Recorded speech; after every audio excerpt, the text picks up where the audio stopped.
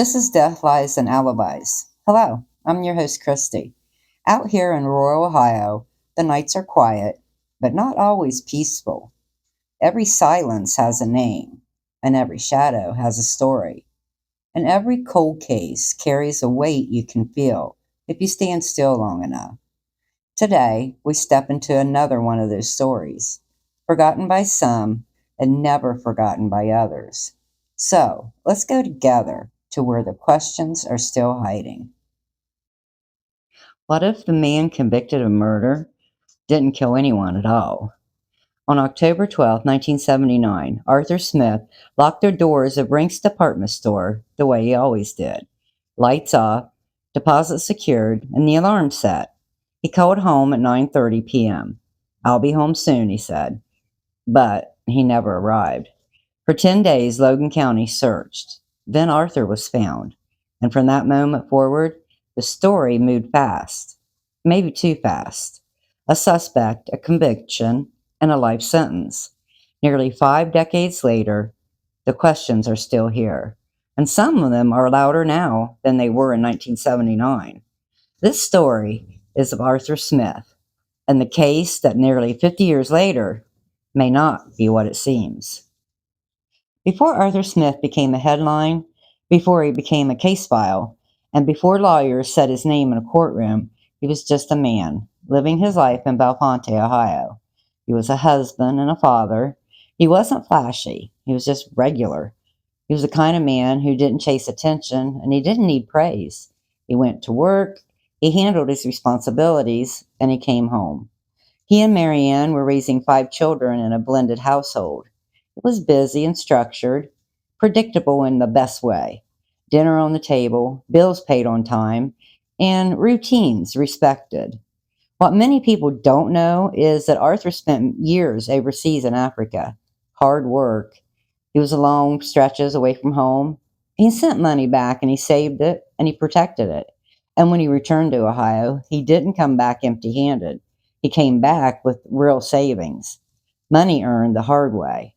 He understood the value of a dollar. And people who knew him say they trusted him. He wasn't paranoid, but he did pay attention. When he carried the store deposits, his family says he tucked a small pistol into his sock. Not because he expected something bad to happen, but because he believed in being prepared. That was Arthur. If something didn't add up, if something didn't add up in his stores, he didn't ignore it. He would write it down and investigate. If procedures were loose, he noticed and he took action. And if inventory didn't make sense, well, he dug into it. That was his job. See, at Rinks, he wasn't just another manager. He was the guy they sent when any store in his district was slipping. And sometimes, especially in small towns, the person who refuses to look the other way becomes a problem. Because asking hard questions in the wrong place makes people uncomfortable. Now hold that thought because it does connect to the next piece. Let's begin on Friday night, October 12th, 1979. Arthur Smith walked into Rinks the same way he always did, the same name tag, the same routine, the same checklist in his head. The day itself was described as just ordinary, but at some point that afternoon, Arthur was reportedly overheard arguing with someone on the phone. Now, it wasn't a casual conversation. The voices were raised and there was tension. We don't know who was on the other end, and we don't know what it was about, but it doesn't sound like a man having a peaceful day. Then, just before closing time, a man came back into the store. Now, earlier that day, he had bought the wrong gas cap. Now he was back to exchange it. And that man may have been the last confirmed person to see Arthur alive. And he wasn't just a random customer. He had recently been an employee that was fired by Arthur. And according to later reports, he was holding a grudge. A fired employee, alone in a store, minutes before Arthur vanished. That's not a small detail. But then employees were finishing up and registers counted, lights going off, doors getting ready to be locked. Arthur told the others he'd take care of the gas cap man, so they left and he stayed. Alone now, he moved into the final steps of closing. The safe was tied into the alarm system, something Arthur would set on his way out. And outside sat a red Volkswagen. But here's the point. That Volkswagen, it wasn't Arthur's usual vehicle. He normally drove a pickup truck. The VW belonged to his daughter, Kathy. He and Michael had been working on it, which is why he had it that night. Michael was his son. And parking it out there directly in the front of the store, that wasn't typical either. Now, layer this in. Earlier that day, Arthur had reportedly received his early bonus check. It was around $1,500. And he also had the night deposit. That was around $1,600. The night managers handled the deposits themselves. It stayed with them, whether they dropped it that night or the next morning. Now, at 9:30 p.m., Arthur called home. Marianne answered. It was brief. He just said, "I'll be home." That was the last time anyone heard Arthur Smith's voice. Arthur didn't make it home. No accidents were reported. No struggle was witnessed at the store. No alarm was triggered. The store was closed properly. The safe was secure and the lights were off. On the surface, it looked like a normal Friday night had simply ended, but it hadn't. Somewhere between that 9:30 phone call and the drive home, something stopped a man who didn't deviate from routine. And when a routine man breaks pattern, you don't shrug it off, you trace it. Is the store, not the road home. The house stayed quiet. No headlights in the driveway, no engines were shutting off, and no front door opening. Marianne was looking for Arthur around midnight. Her first stop was at Rinks, and the store was locked, looked normal, dark and empty. The next stop was the bank. Nothing there. Then she went to the hospital. There was no accidents, no unidentified patients, no Arthur. Marianne eventually returned home. And later that evening, Kathy, their daughter, came home from the homecoming game with her boyfriend, David Price. Teenagers coming in late, a normal small town Friday night. Now, the next morning, Marianne called Arthur's son, Michael. They went to the Bellefontaine Police Department and they were told they had to wait 24 hours. Records indicate the formal missing persons report wasn't filed until Monday. That's 3 days later. And Arthur's daughter, Sheila, she wasn't even notified until then. 3 days. In a case where the first 24 hours matter the most. And in that waiting, whether it was confusion, disbelief, or something else, whatever happened to Arthur stayed undisturbed, untouched, and unrushed. 10 long days passed. 10 days of driving roads that led nowhere. 10 days of scanning ditches and fence lines. 10 days of waiting for a phone call that never came. And then, October 22nd, 1979, the silence broke. It wasn't a deputy who found him, and it wasn't a coordinated search team. It was a local farmer. Bert Luring was near his property along Township Road 179, close to State Route 10, when something caught his eye in a soybean field. At first, it didn't look like a man, just something wrong, something that didn't belong.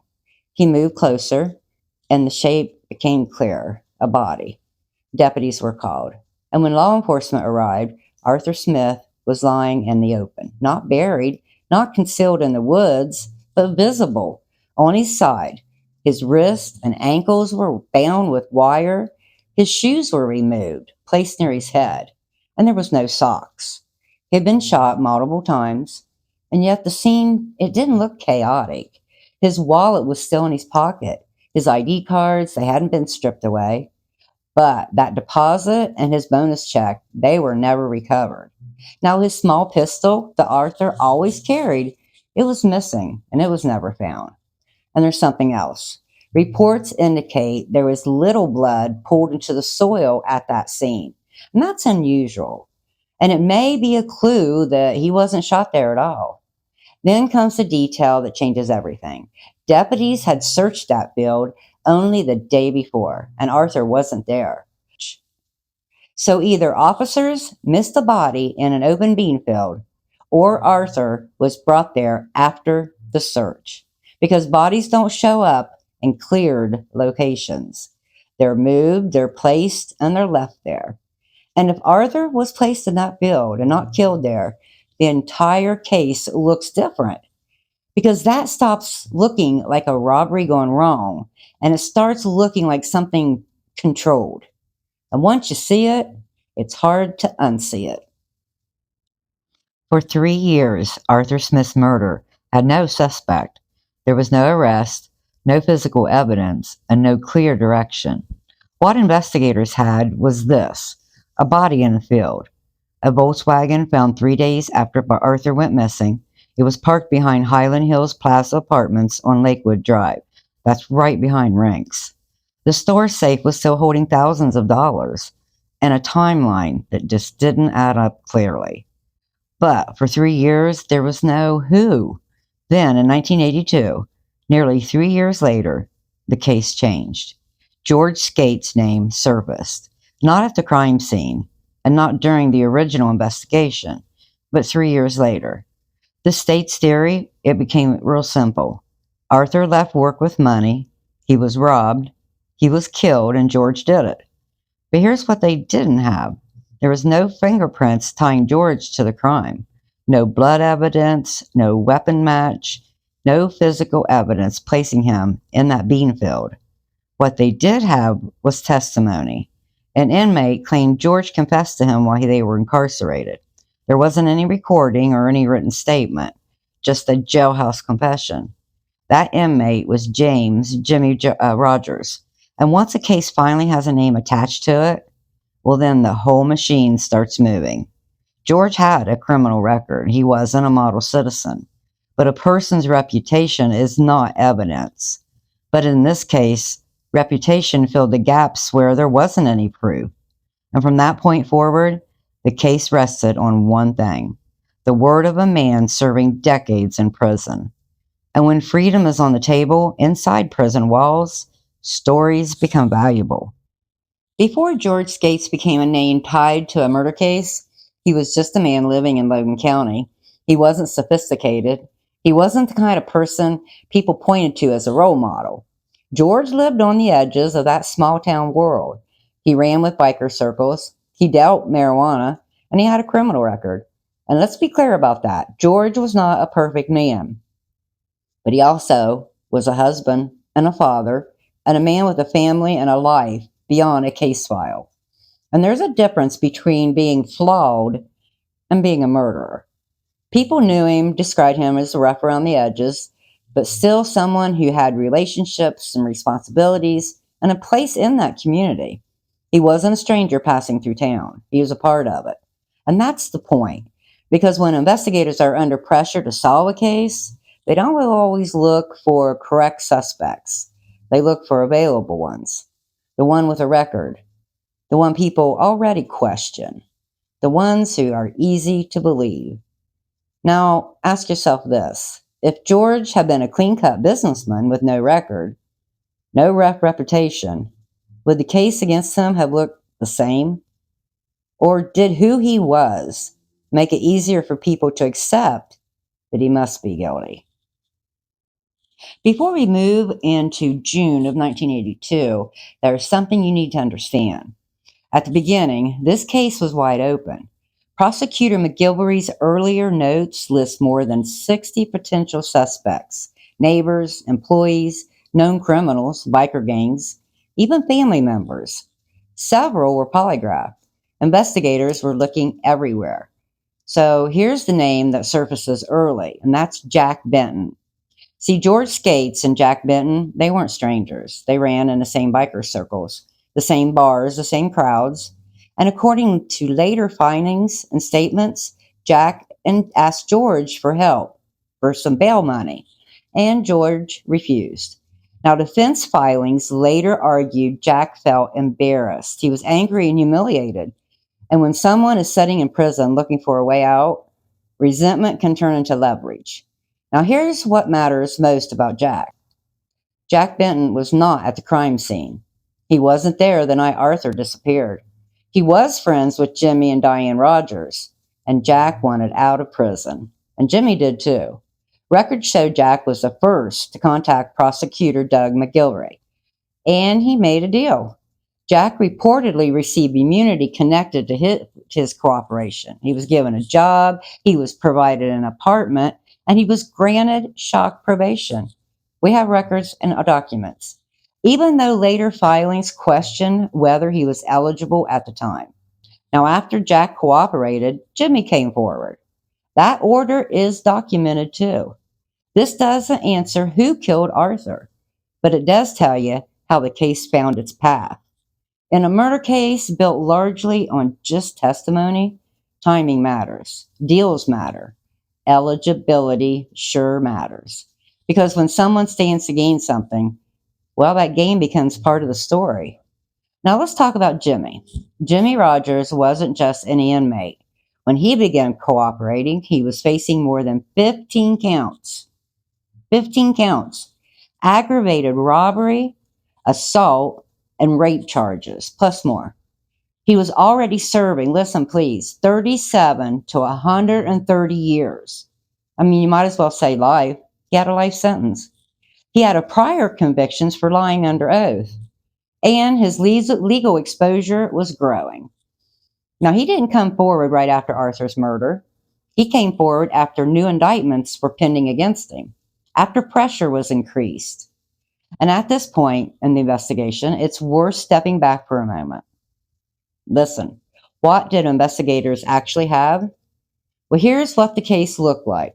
Arthur Smith had been murdered. His vehicle and personal items raised questions. There were theories about robbery, but the evidence was thin. And investigators were still searching for someone who could place a suspect directly at the scene. Handwritten notes appear to show prosecutors tracking what Rogers would say before testimony.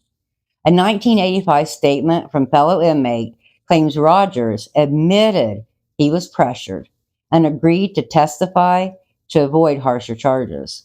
And Jimmy did not stay in prison for life. Now ask yourself, what would that change? Jimmy got out of jail. He got deals. He was facing a life sentence for harsh felonies. And he left jail. He walked out. Ask yourself what that would change if he would have stayed in. The courtroom feels smaller than it should. Wood benches creak. Fluorescent lights hum overhead. A cough from the gallery. Jurors shifting in their seats. The bailiff calls it State of Ohio versus George Skatzes. The prosecution rises and calls their cornerstone witness, James R. Rogers. Chains clink softly as Jimmy Rogers is led into the stand. He raises his right hand and is sworn in. The prosecutor approaches. Mr. Rogers, did George Skatzes ever confess to you? The room stills. Yes, Jimmy says. He told me he killed Arthur Smith. Defense counsel stands. Objection, hearsay. The judge leans forward. Overruled. Jimmy continues. Now, there is no recording at this time. It's not introduced anytime. There's no written confession that's introduced, and there's no physical evidence attached to the statement. Just the testimony. One inmate describing a conversation inside jail walls. Now next is Diane Rogers. That's Jimmy's wife. Diane had legal troubles of her own. She had prior perjury conviction. She also received immunity connected for cooperation. Court records later reflected financial assistance from the prosecutor's office. Now, the jury heard consistencies. They did not hear the full scope of benefits that Diane received. Next comes Becky Boop, and she takes the stand. At the time, she was involved with an affair with Jimmy. And on cross, the truth lands hard with her. You admitted holding victims at gunpoint? Yes. You cased Rinks? Yes. A murmur rolls through the gallery.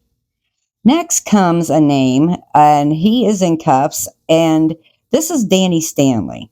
Now, after the conviction, he stepped forward, and under oath, he said something that should have shaken this entire case. He said Jimmy Rogers admitted George had nothing to do with it.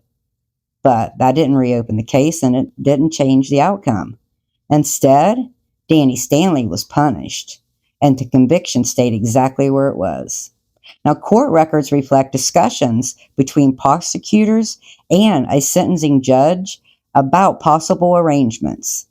Now, this was on cooperation and testimony against George. We have these documents. We have a lot of documents. Now, like I said, this isn't speculation. It's on record. Now, next is Jack Benton. He's on the stand. And the defense presses hard.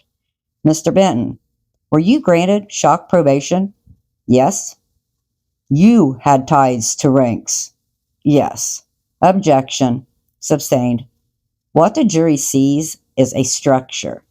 There's Jimmy and Diane, Becky, Danny, and Jack. All of them.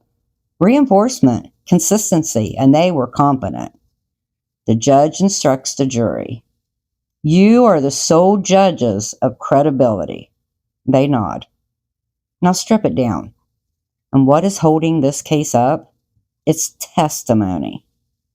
5 hours. That's how long deliberations lasted. Then the jury returns. All rise. The judge reads. We, the jury, find the defendant, George Skatzes, guilty. Guilty. There wasn't an outburst. There was no shouting. Just the sound of breath leaving the room. Life. Not months, not years. George got life. And he sits still. Deputies step forward, and this time, the chains are not symbolic. They click into place.